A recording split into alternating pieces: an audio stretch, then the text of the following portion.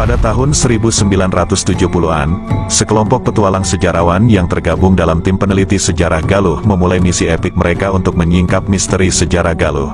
Hasilnya adalah penemuan berharga yang mengungkap peran penting Galuh dalam kerajaan-kerajaan Nusantara. Dalam laporan tahun 1972 berjudul Galuh Ciamis dan Tinjauan Sejarah, tim ini mengungkap daftar panjang kerajaan yang memiliki keterkaitan kuat dengan Galuh. Namun, Galuh adalah lebih dari sekadar sejarah kering.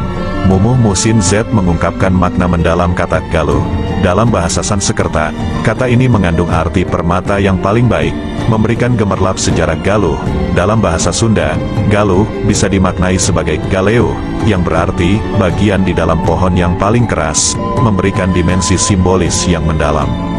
Ternyata, lebih dari 10 kerajaan memiliki keterkaitan dengan Galuh, tersebar di seluruh Nusantara. Para peneliti meyakini bahwa Galuh adalah kerajaan yang mengembara dengan ibu kotanya yang berpindah-pindah, menghadirkan dinamika dalam sejarahnya. Nugroho Noto Susanto, seorang peneliti sejarah terkemuka, menyatakan bahwa Galuh sering berpindah-pindah setelah runtuhnya Tarumanegara. Wilayah Jawa Barat secara umum dikenal sebagai Sunda, tetapi nama ini tidak selalu merujuk pada satu kerajaan tertentu. Ini terdokumentasikan dalam prasasti-prasasti kuno, catatan perjalanan, dan laporan dari bangsa asing yang mengunjungi Tatar Sunda. Noto Susanto menyimpulkan bahwa Jawa Barat umumnya dikenal dengan nama Sunda, dan istilah Kerajaan Galuh bisa mencerminkan kerajaan Sunda yang berpusat di Galuh. Sejarawan Ninaha Lubis menekankan bahwa nama kerajaan dalam sumber sejarah sering berubah-ubah karena kebiasaan Asia Tenggara mengidentifikasi kerajaan dengan nama ibu kotanya. Jadi, istilah Kerajaan Galuh bisa merujuk pada kerajaan Sunda yang berpusat di Galuh, menjadikan sejarah ini penuh dengan misteri dan keajaiban. Untuk mengungkap sejarah kerajaan Galuh yang misterius, kita harus menjelajahi harta karun sejarah seperti prasasti-prasasti kuno dan berita-berita zaman dulu. Di dalam teka-teki ini, prasasti dan sumber-sumber sejarah menjadi peta yang mengarahkan kita ke zaman kejayaan Galuh. Salah satu prasasti yang memunculkan petunjuk berharga adalah yang berasal dari tahun 910. Dalam prasasti ini, terdapat seorang raja bernama Balitung yang disebut sebagai Rakai Galuh. Prasasti ini adalah potongan puzzle pertama yang mengisyaratkan eksistensi Galuh. Prasasti Siman yang berangkat tahun 943 juga menjadi petunjuk lainnya. Di dalamnya, nama Galuh muncul sebagai penguasa sebuah wilayah, meskipun beberapa prasasti ini ditemukan tanpa penjelasan tentang lokasi dan waktunya. Mereka adalah jejak-jejak berharga dalam sejarah Galuh. Namun, sejarah sesungguhnya menghidup dalam cerita-cerita lisan dan catatan-catatan tertulis. Salah satunya terdapat dalam naskah Carita Parahyangan, naskah Tititler Karuhun Urang Sunda abad ke-16. Cerita tentang kerajaan Galuh dalam naskah ini memulai babak baru setelah era politik kerajaan Tarumanegara di Tatar Sunda usai. Saat para penguasa bekas Tarumanegara mendirikan kerajaan Sunda, beberapa orang menolak bergabung. Di bawah pimpinan Ureti Kendayun, mereka akhirnya mendirikan kerajaan yang berpusat di Galuh, di wilayah Ciamis pada abad ke-7. Tak hanya tentang asal-usul, naskah Carita Parahyangan juga membawa kita ke dalam cerita penuh intrik di dalam kerajaan Galuh. Kisah Raja Sena, penguasa keempat Galuh, yang dikalahkan oleh saudaranya sendiri, Rahyang Purbasora, adalah contoh epik pahit. Akibat kekalahan, Sena diasingkan ke Gunung Merapi bersama keluarganya. Namun, beberapa tahun kemudian, penerus Sena, Sanjaya, berhasil membalaskan dendam pendahulunya. Intrik-intrik seperti ini mewarnai sejarah Galuh dengan nuansa drama yang mendebarkan. Nama Galuh dan tempat-tempat terkait seringkali muncul dalam naskah Carita Parahyangan.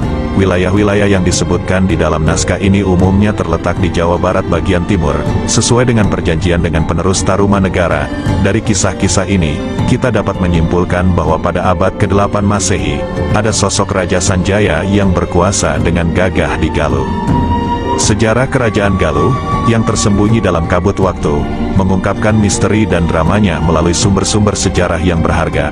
Salah satu naskah berharga yang menjadi penunjuk jalan adalah Carita Parahyangan, yang ditulis pada akhir abad ke-16. Naskah ini menggambarkan seorang raja berjuluk Sena yang pernah memerintah di Galuh. Kekuasaannya berakhir ketika keponakannya, Sanjaya, merebut tahta Galuh. Namun, proses kekuasaan Sanjaya tidak datang tanpa perlawanan. ia terlibikin dalam konflik serius dengan pamannya, Rahyang Purbasora, saudara tiri Sena yang berusaha merampas Galuh dari tangan Sena.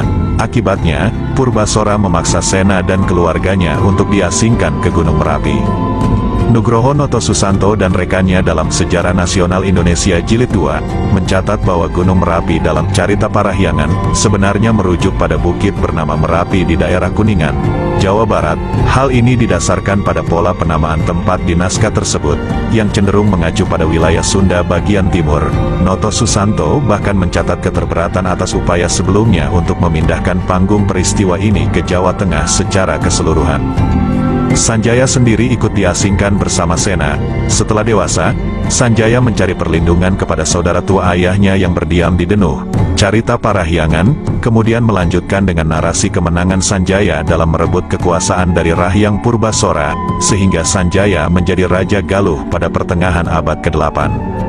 Namun, sejarah Galuh sempat lenyap dalam ketidakjelasan, karena sedikitnya sumber yang mengungkap kerajaan ini. Baru pada abad ke-11, melalui prasasti Sang Hyang Tapak yang berangka tahun 1030 m, nama Galuh kembali muncul. Prasasti ini ditemukan di daerah Sukabumi dan menyebutkan nama Maharaja Srijaya Bupati yang berkuasa di daerah bernama Prahajian Sunda. Melalui penelitian Nugroho Noto Susanto dan rekan-rekannya, diketahui bahwa tokoh Srijaya Bupati ini adalah identik dengan Rakeian Dharma Siksa, tahun 1033 sampai tahun 1183, yang dijuluki sebagai Raja Galuh dalam naskah Carita Parahyangan, sehingga dapat disimpulkan bahwa pada masa ini, pusat pemerintahan Galuh berada di wilayah bernama Prahajian.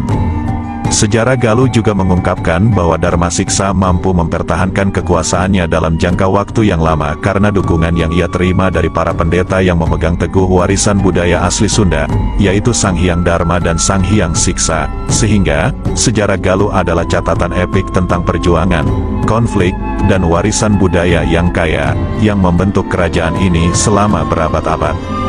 Sejarah Tatar Sunda menyimpan kisah-kisah yang memikat tentang penyatuan dan konflik antara dua besar, yaitu Galuh dan Sunda. Namun, mungkin ada yang tidak mengetahui bahwa, terlepas dari konfliknya, ada masa-masa ketika Sunda dan Galuh bersatu dalam sebuah kerajaan tunggal, dan itulah yang akan kita gali lebih dalam. Menurut Budimansyah, ada dua periode penting dalam sejarah penyatuan Sunda dan Galuh menjadi satu kerajaan. Yang pertama terjadi pada masa pemerintahan Maharaja Sanjaya, 723 sampai 732 Masehi. Persekutuan ini terjalin melalui pernikahan antara putri Raja Sunda Tarusbawa dengan Raja Sanjaya. Setelah pernikahan tersebut, Sanjaya mendapatkan gelar Tohan, yang dipertuan di Sunda. Bergabungnya Sunda dengan Galuh memberi mereka keuntungan besar, memperluas pengaruh mereka dan mencakup wilayah Tatar Sunda yang luas.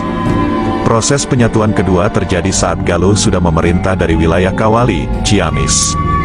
Meskipun tidak ada catatan pasti tentang siapa yang memindahkan pusat pemerintahan Galuh ke Kawali, prasasti-prasasti yang ditemukan di sekitar Kawali mengindikasikan bahwa pusat pemerintahan berada di sana pada masa pemerintahan Prabu Raja Wastu, Niskala Wastu Kancana. Prabu Raja Wastu membangun sebuah keraton yang dikenal sebagai Keraton Surawisesa. Ia berharap agar orang-orang yang datang kemudian akan berbuat kebajikan dan hidup lama serta bahagia di dunia. Pengharapan serupa juga terdapat dalam naskah Sang Hyang Siksa Kandang Karesian, yang ditulis pada tahun 1518 Masehi. Rahyang Niskala Wastu Kancana, yang juga dikenal dengan sebutan Prabu Raja Wastu dalam prasasti Kawali, adalah kakek dari penguasa Sunda, Sri Baduga Maharaja. Hal ini mengungkapkan bahwa pusat kerajaan Sunda masih berada di Galuh, khususnya di sekitar kota Kawali pada masa pemerintahan Niskala Wastu Kancana. Kemudian, putra Niskala Wastu Kancana, Rahyang Ningrat Kancana, Rahyang Dewa Niskala, dikenal sebagai Tohaan di Galuh, yang dipertuan di Galuh. Jadi, dapat disimpulkan bahwa pusat kerajaan Sunda tetap berada di Galuh selama masa pemerintahan ini, tepatnya di kota Kawali. Namun, kisah penyatuan Sunda dan Galuh mencapai puncaknya pada masa Prabu Jayadewata. Kerajaan ini menjadi salah satu dari sedikit pemerintahan Hindu-Buddha yang bertahan di tengah gelombang pengaruh Islam. Demi menjaga tradisi Hindu-Buddha, Prabu Jayadewata memindahkan pusat pemerintahan dari Kawali ke Pakuan Pajajaran, yang kini dikenal sebagai wilayah Bogor. Inilah saat berdirinya Kerajaan Pakuan Pajajaran yang dikenal luas. Namun, kekuasaannya berakhir pada tahun 1579, ketika pasukan Islam menaklukkan kerajaan ini. Kisah penyatuan dan konflik antara Sunda dan Galuh menggambarkan perjalanan sejarah yang penuh dengan pergolakan, pernikahan kerajaan, dan perpindahan pusat pemerintahan.